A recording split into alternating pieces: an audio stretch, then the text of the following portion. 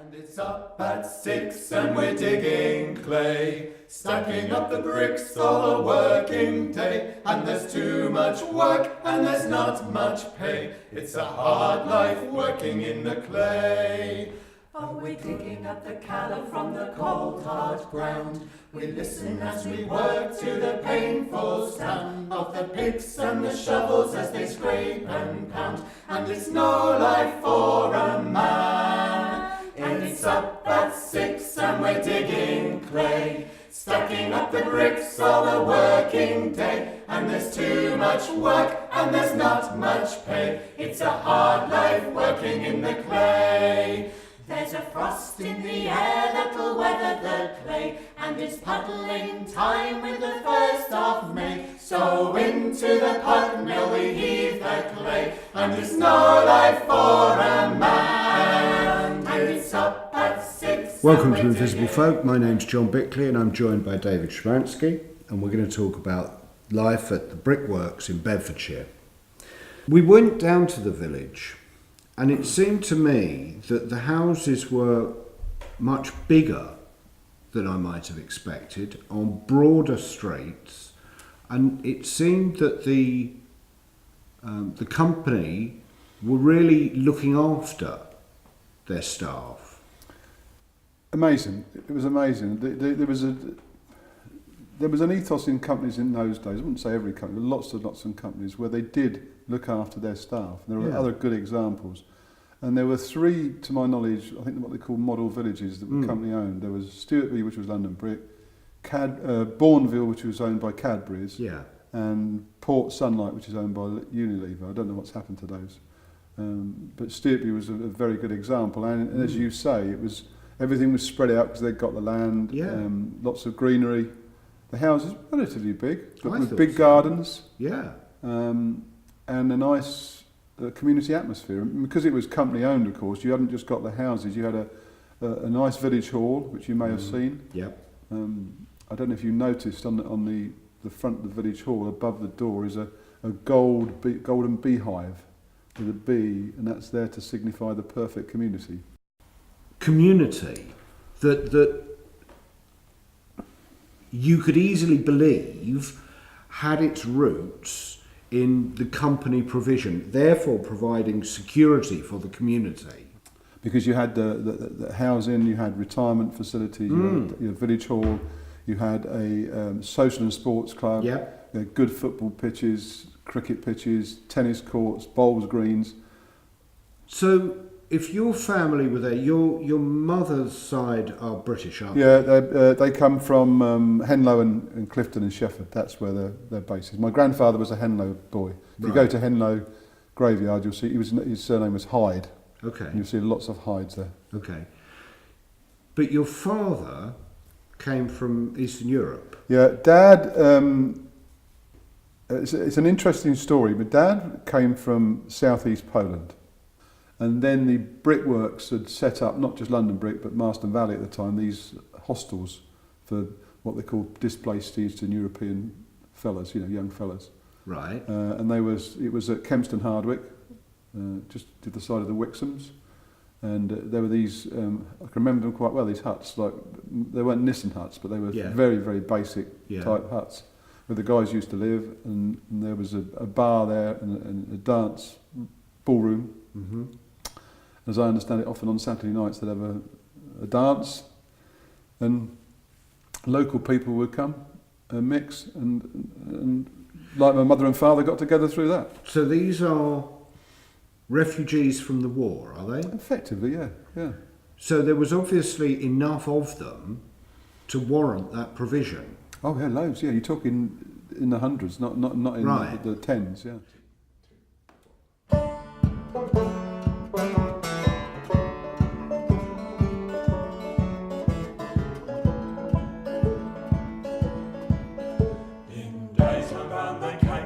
And shovels where they found the clay that built the houses and the cities all around. And very soon the harvest time from up its virgin soil, and it left us with a landscape made of bits and made of spoil.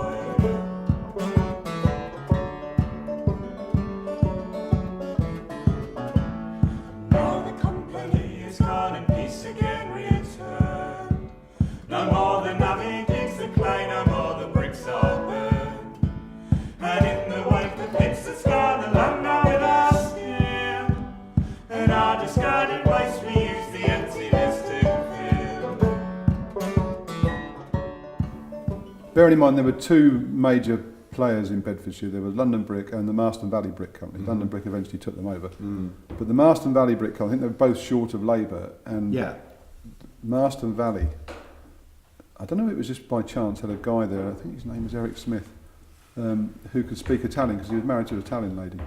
And they sent him to Italy to recruit. This is early 50s. Right. So to attract and presumably give incentives for not just guys but families to come as well. So you have this big influx of Italian in the early 50s. In the early 50s into Bedfordshire, but also into Peterborough. The whole of the Italians and the Asian community settled in Bedford, in different areas. I mean, Queen's Park was very strongly, probably still is, I don't know, Asian community. As that, so they did. People lived in groups together. But the strange thing was, and the company, because in those days companies were very often completely self-sufficient. Yeah. They did everything themselves. Yeah. They didn't subcontract. So at Stewartby, there were a fleet of buses. They owned a fleet of single and double-decker buses. Right. So in the morning, the lorry drivers would come in, jump on a bus, drive to Bedford, collect the workforce, right, bring them back, clock them on, then jump on a lorry and deliver a load of bricks. Wow. And then at night time, they'd come back after delivering the load of bricks, get on the bus, take the guys home, and bring the night shift on. Great time and motion. Oh, superb, yeah. So all these guys would be going back and forth by bus, so they had their own internal so even though they weren't living on corporate property, there was that communal provision. Exactly, that support. Yeah. Stewartby was supposedly the largest brickworks in the world. At its peak, it was producing over 15 million bricks a week. Wow. There's not a factory. The biggest factory in the UK currently produces 2 million bricks a week. So that's the scale. Roughly 2,000 people working there. But very basic.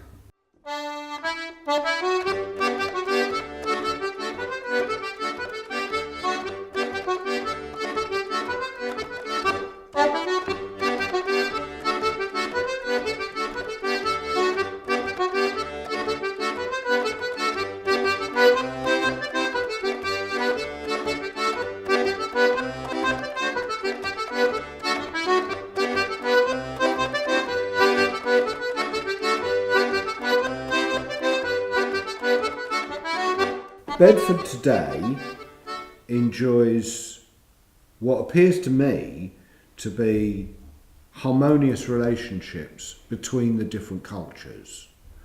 And it's tempting to say that if you get successive generations, like your family, who were supported and well looked after, and therefore had the opportunity to get along with other people and not find petty reasons to blame the other, then there is a legacy of good cultural relations today, whereas that's not the case in other parts of the country.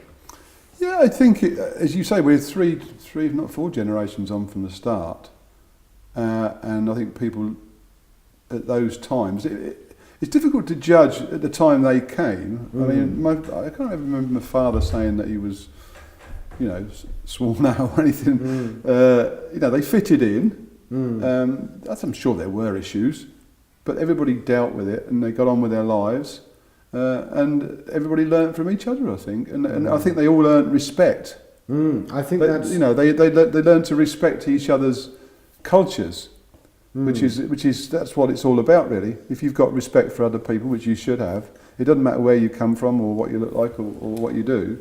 As long as you understand people, it all works. And there would have been the odd spat, I'm sure. I'm sure that there would have been bits and bobs. But by and large, it was, when you think of the ethnic mix, it was pretty harmonious. Yeah. I had the pleasure of having long service lunches where we presented. Yeah. And we would present to Eastern European guys, we would present to Indian guys, we would present to Italian guys. And I can remember a number of times a Sikh gentleman coming for his watch, and he said, "Can I bring my son along?" And because he wanted to have his photograph taken, and his son was a doctor. Yeah. And the money they'd earn in the company, they were able to then educate their children. Yeah. And the whole thing rolled on, and it's a wonderful story, and it's lovely that you know, through everything that's going on with you, the little bit I do, the museum. It's the business left lots of scars on the land because there was no restoration programs then for quarries. They were just left. Yeah. They've turned into lovely accidentally into lovely wildlife sites now. So there was good and bad, but the good bit is it generated this bit of wealth and this lovely sort of community spirit, which can only be good, really. A lot of modern companies can learn from it. I agree. That's great. Thank you so much for coming all this Enjoyed way. it. It's a real pleasure. They've burned non-stop for 100 years since first they were afire. Their bodies low, their chimneys tall, the landmark of the Shire. Where once 100 chimneys stood, there now remain but 4. And though so many now are gone, we still look on with awe. And who will mourn their passing? And who will miss the smell of the clay that burns in the Hoffman kilns, in the blazing fires of hell? They've burned non-stop for 100 years, and countless flatens made. With pride they boast of cities built from the products of their trade. But aside from cities great, they built community, and at its centre firm they stood as sentinels to see. And who will mourn their passing?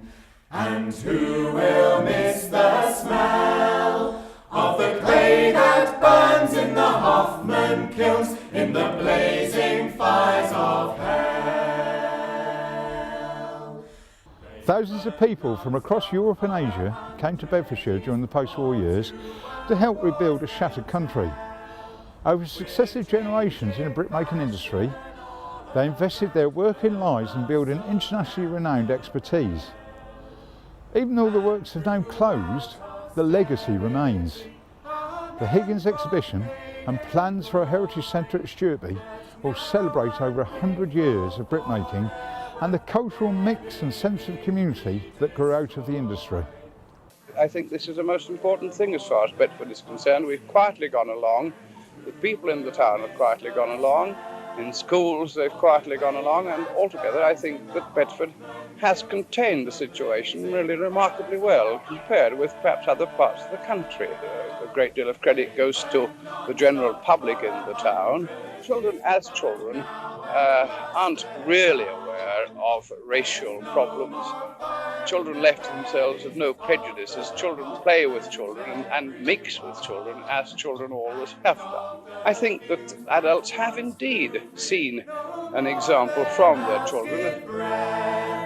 And we in these enlightened days bear witness to their death. And who will mourn their passing?